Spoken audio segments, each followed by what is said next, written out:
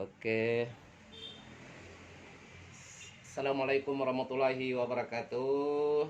Selamat siang atau selamat pagi bagi anak-anak bapak semua yang berada di vlog Bapak Maulidin Channel. Ya, pada pagi ini Bapak ingin wawancara yang pertama anak kami Ririn, karena anak kami Ririn ini sudah sarjana. Ya, uh, saat ini sudah sarjana. Jadi Bapak ingin nanya ini. Yang pertama itu bagaimana perasaannya ketika Ririn menjadi mahasiswa UIN? Nah ya, Bapak ingin ceritakan gimana? Apakah samalah dengan SMA atau ada uh, perubahan begitu? Ya silakan Ririn. Jadi Pak, perasaan saya setelah saya memasuki masa kuliah, menjadi mahasiswa baru itu sangat senang dan sangat apa ya, sangat yang wow gitu kan. Mbak tuh yang sangat excited banget gitu kan Pak ya. Akhirnya bisa nyicip jadi anak apa kuliahan gitu kan. Dari yang sekolah yang jadwal sekolah itu teratur dari jam 1 sampai jam 4 baru pulang kan. Kalau kuliah kan udah beda. Jadi emang bener-bener yang excited banget karena bisa ketemu sama teman-teman baru lagi gitu. Kenapa harus memilih PGMI? Padahal prodi-prodi lain kan tuh banyak, ada 9 prodi di Fakultas Tarbiyah itu. Tapi Ririn memilih prodi PGMI. Mungkin ada keistimewaan tersendiri terhadap PGMI itu sehingga Ririn berminat untuk masuk di prodi PGMI. Apa ya? Sebenarnya tuh Pak, apa sih pilihan aja gitu kan. Kalau misalnya kayak mau ambil jurusan lain, saya kayak Pak itu kan udah banyak apa ya, banyak sekali yang dari ayah saya tuh mau masuk ke jurusan itu gitu kan. Jadi saya tuh emang pengen cari jurusan tuh yang emang diminatin orang, cuman belum banyak yang mau masuk gitu. Gitu ya. Baik. Kalau Sipa sendiri bagaimana itu ketika jadi mahasiswa? Kalau saya sendiri memang udah dari lulus SMA itu kan pengen banget ya Pak jadi mahasiswa. Apalagi saya masuk di UIN ini ya seneng kan Pak. Apalagi keterima di UIN kan seneng banget.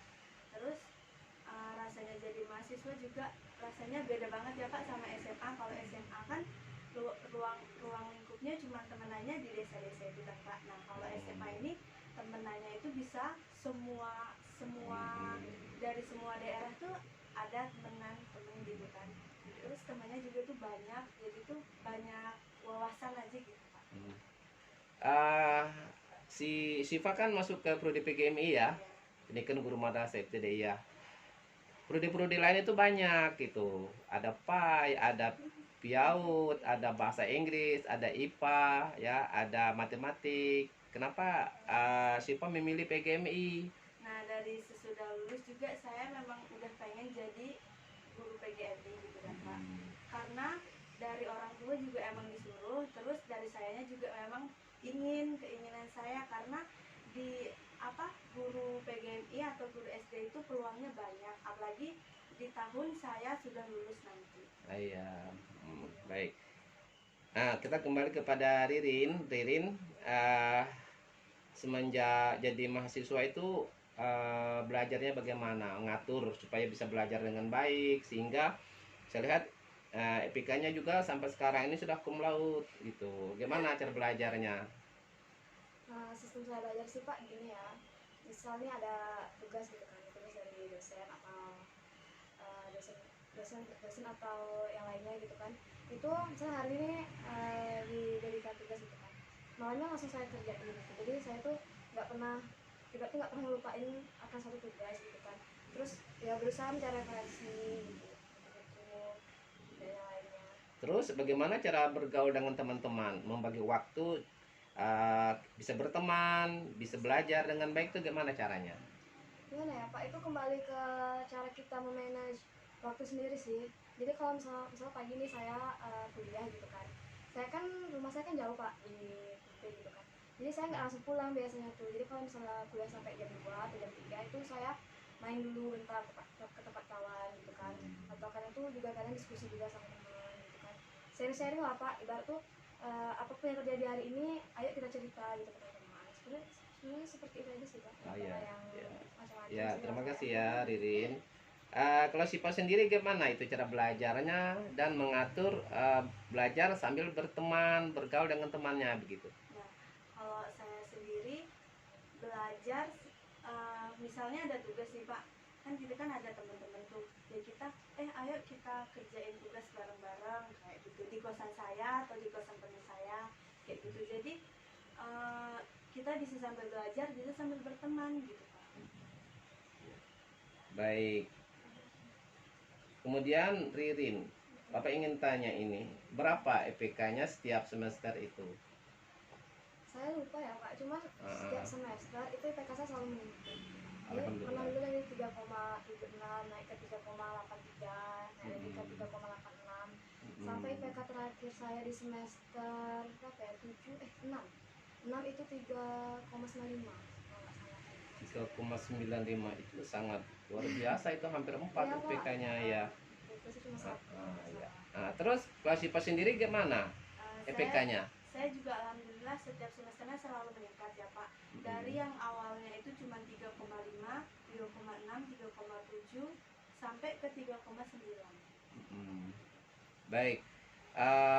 Untuk Ririn, ini masa kuliahnya berapa semester dan berapa tahun sampai sekarang? Kan sudah selesai. Kalau saya sih Pak 8 semester. 4 tahun saya. 4 tahun ya. Jadi cum laude. Jadi tepat waktu ya. Tepat waktu. Kalau jadi IPK-nya berapa IPK-nya? 3,78 IPK. IPK rata-rata terakhir IPK-nya 3,78. Nilai skripsinya berapa? 80,05. Boy, bagus nilai A ya. Bagaimana pengalaman ketika membuat skripsi itu? Aduh. Repot enggak? Susah enggak? Ketemuin dosen kadang-kadang ya namanya kita punya keperluan ya harus sabar gitu. Kadang-kadang dosennya mungkin nggak sempat ya, nggak sempat ketemu. Itu bagaimana tuh pengalamannya? Bapak ingin tahu pengalamannya ketika membuat skripsi itu, mulai dari penelitian, proses sampai menjadi sebuah karya ilmiah yang berbentuk skripsi. Silakan Dirin. Rasanya sih Pak ya, kalau nulis skripsi ya macam-macam gitu kan Pak ya. Jadi dari awal saya nyusun proposal itu kan saya udah ngajukan judul terlebih dahulu kan. Saya 2 kali ganti judul Pak kebetulan. Saya 2 kali ganti judul karena pas itu saya ngajukan judul sebelum adanya pandemi kan. Jadi waktu itu kan judul saya tuh tidak masuk ke apa ya, ke arah pandemi gitu kan. Sekarang kan sekolahnya kan masih online gitu kan. Jadi saya ganti judul, dari ganti judul itu saya mulai garap proposal lagi gitu kan, saya referensi lagi terus udah oke, sampai 3 terus ngajukan dosen pembimbing kan, kebetulan pada dosen pembimbingnya alhamdulillah juga gitu kan, yang enak lah Pak gitu kan. Jadi itu dari situ judul saya diganti lagi sama pembimbing 2 saya, jadi ulang buat proposal lagi gitu kan. Jadi itu emang yang benar-benar apa ya, emang ribet, sebenarnya ribet dari awal gitu kan. Cuman karena saya butuh dan saya perlu untuk tugas akhir saya, jadi ya tetap saya lakuin gitu kan.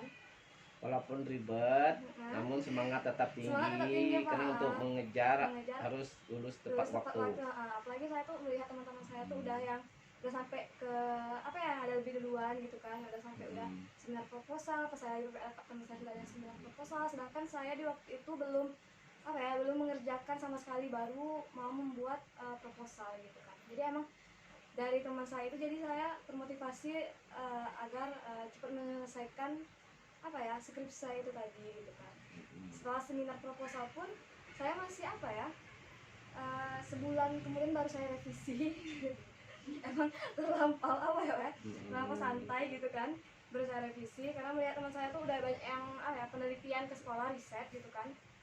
Jadi saya baru apa ya, oh kok temen-temenku udah, aku belum gitu kan, padahal aku duluan yang senior proposal gitu kan.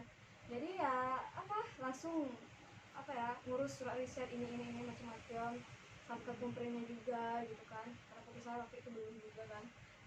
Jadi langsung macam-macam gitu kan. Untungnya juga di sekolahan itu saya diterima dengan baik selagi saya riset gitu kan. Jadi saya mudah mendapatkan data-data yang saya perlukan gitu. guru-gurunya, kepala sekolahnya, maksudnya saya Baik-baik ya, mencari juga guru-guru gitu. sekolah, kepala sekolah Baik-baik.